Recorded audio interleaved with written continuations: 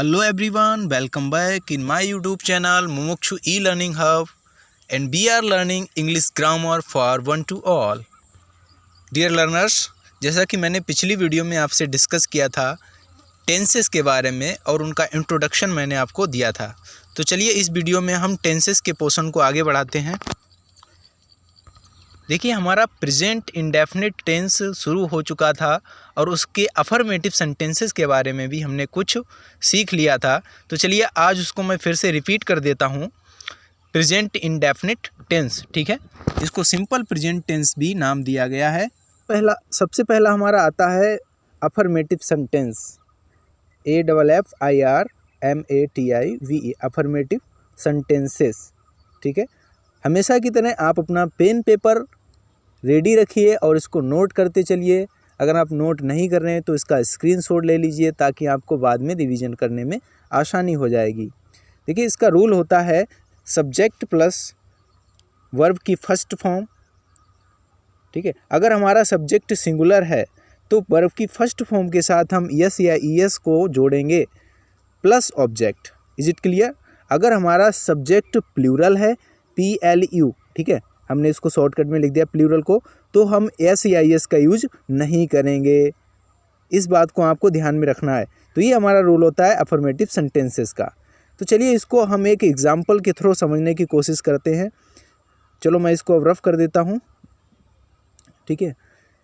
चलो मैं यहाँ पे एक एग्जाम्पल लिख रहा हूँ, आप लोग भी उसको लिख लीजिएगा और ट्रांसलेट करने की कोशिश कीजिएगा।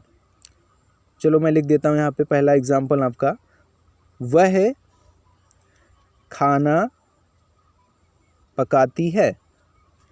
वह खाना पकाती है, ठीक है, ये हमारा सेंटेंस है। अब देखिए इसको हम उसी रूल को फॉलो करते हुए कैसे चेंज करते हैं, ट्रांसलेट करते हैं। देखिए सी मीन्स वह, cook COOKS, she cooks the food, ठीक है। अब यहाँ पर आप देखेंगे, चलो मैं लिख देता हूँ the food, FOOD food, she cooks the food. अब यहाँ पे सी जो है SHEC, सी क्या है? सब्जेक्ट है और सब्जेक्ट हमारा क्या है? सिंगुलर है। और जब सब्जेक्ट सिंगुलर होता है यानी कि एक वचन होता है तो हम जानते हैं कि वर्ब की फर्स्ट फॉर्म के साथ यस या ईएस को जोड़ना पड़ता है, ठीक है। तो कुक के साथ में एस लगा दिया, कुक्स कर दिया, और दी फूड हमारा जो है वो ऑब्जेक्ट बन गया। तो इस तरीके से हमने वह खाना पकाती है इस सेंटेंस को ट्रांसलेट कर दिया इंग्लिश में। देखिए आप रूल के स्ट्रक्चर को लर्न रखिए, इसको याद कर लीजिए, रिमेंबर कर लीजिए, ठीक है। अगर आप रूल नहीं याद करते हैं तो आप ट्रांसलेशन नहीं कर सकते डियर, इस बात को आप समझ लीजिए। आई होप अब आपको प्रेजेंट इंडेफिनिट टेंस का अफर्मेटिव बिल्कुल क्लियर समझ में आ गया होगा, ठीक है। पिछली वीडियो में भी मैंने इसी के ऊपर बात की थी। इसके बाद हमारा जो नेक्स्ट आता है वो आता है नेगेटिव सेंटेंस।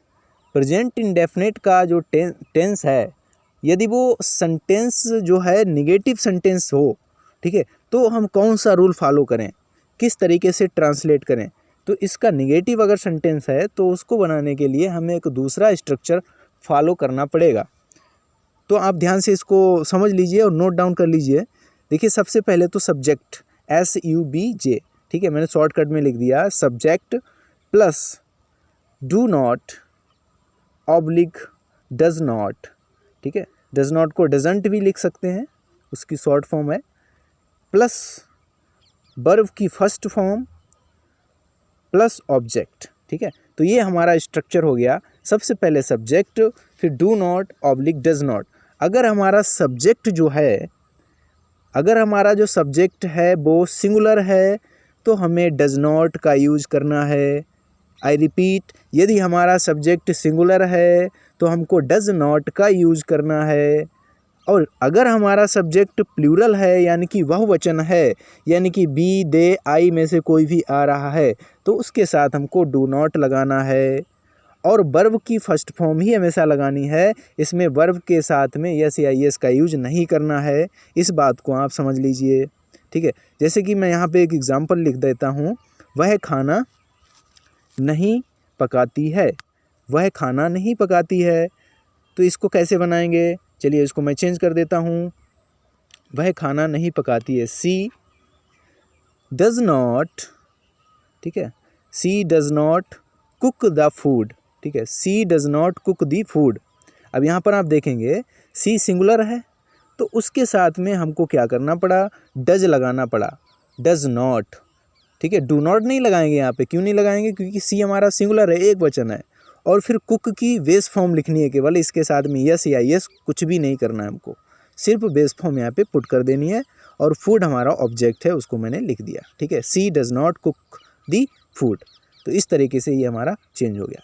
चलिए हम नेक्स्ट एग्जाम्पल लेते हैं निगेटिव सेंटेंस का।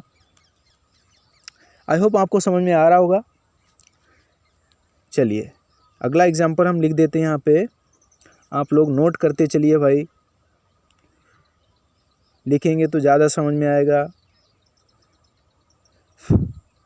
वे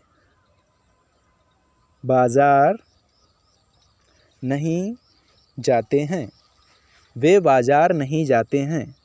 अब समझिएगा डियर, इसको देखो यहाँ पे वे आ गया, यानी कि प्लूरल आ गया हमारा भाई, सब्जेक्ट हमको मिल गया प्लूरल, यानी कि प्लूरल सब्जेक्ट हमारा है यहाँ पे। वे क्या है, बहुवचन है, तो हम इसको चेंज कैसे करेंगे, दे डू नॉट। अब दे के साथ हमको डू नॉट लगाना पड़ेगा भाई, दे प्लूरल है, तो they do not go to market, ठीक है, they do not go to market. Go means होता है जाना, वर्ब की हमने बेस फॉर्म पुट कर दी, they do not go to market, ठीक है। इस तरीके से हमारा ये ट्रांसलेट हो गया, वे बाज़ार नहीं जाते हैं, they do not go to market.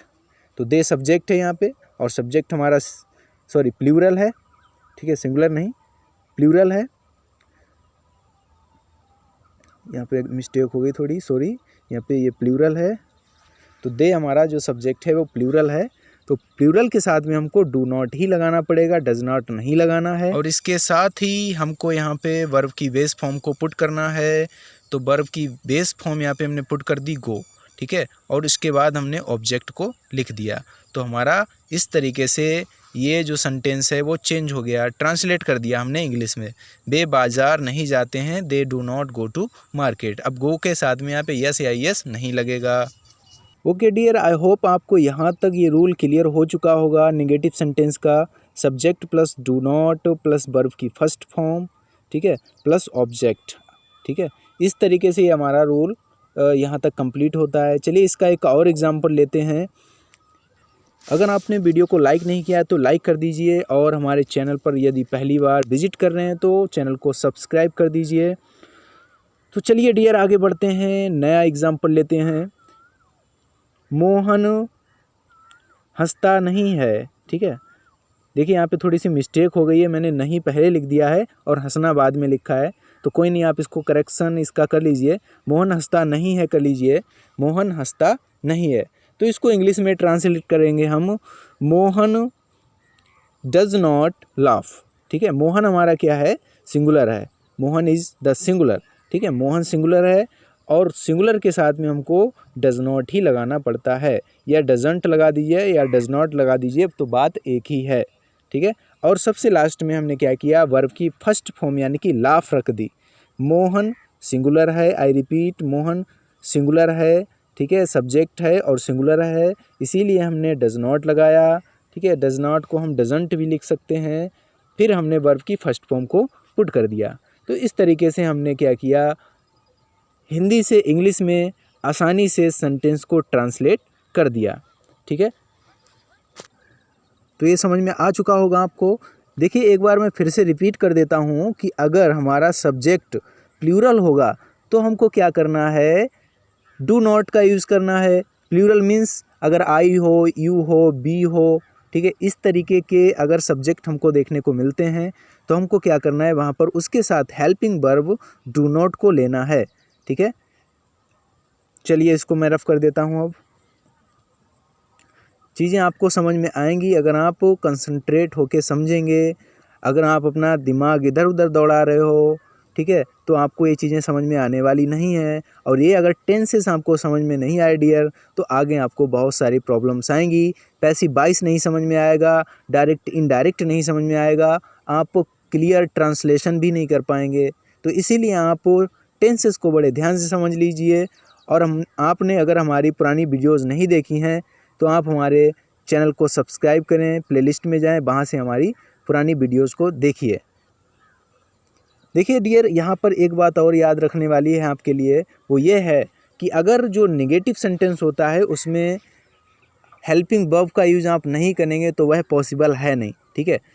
तो हम कह सकते हैं no negative sentence possible without helping verb, यानी कि कोई भी नेगेटिव सेंटेंस बिना हेल्पिंग वर्ब के बन नहीं सकता।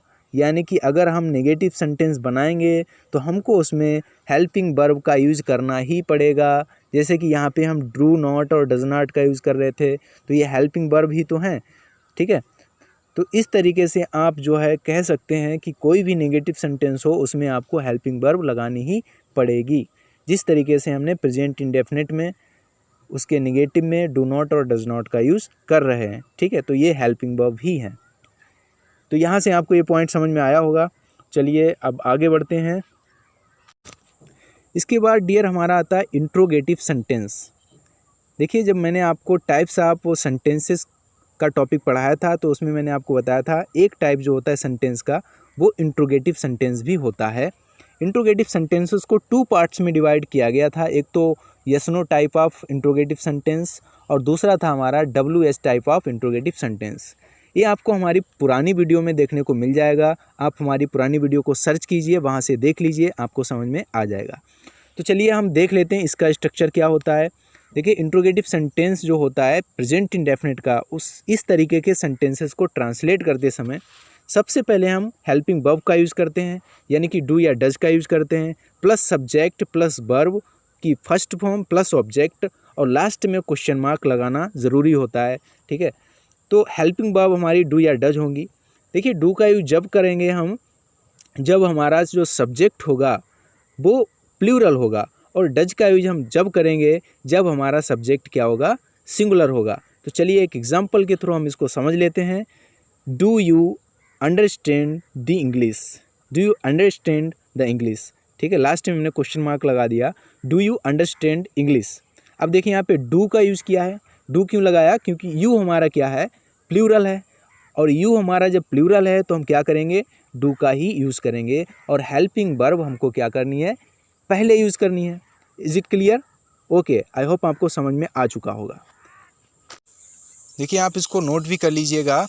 डू हमारा हेल्पिंग वर्ब है और यू हमारा सब्जेक्ट है, और अंडरस्टैंड यहाँ पर हमारा वर्ब का काम कर रहा है, और इंग्लिश हमारा ऑब्जेक्ट है। तो हमको वही स्ट्रक्चर मिल गया जो मैंने यहाँ पे लिखा था ऊपर, ठीक है। तो इस तरीके से हमारा इंट्रोगेटिव सेंटेंस अगर हमको हिंदी में मिलता है तो हम उसको आसानी से इंग्लिश में ट्रांसलेट कर सकते हैं, ठीक है। चलिए मैं इसको रफ कर देता हूँ और एक एग्जाम्पल नेक्स्ट लेता हूँ। Does he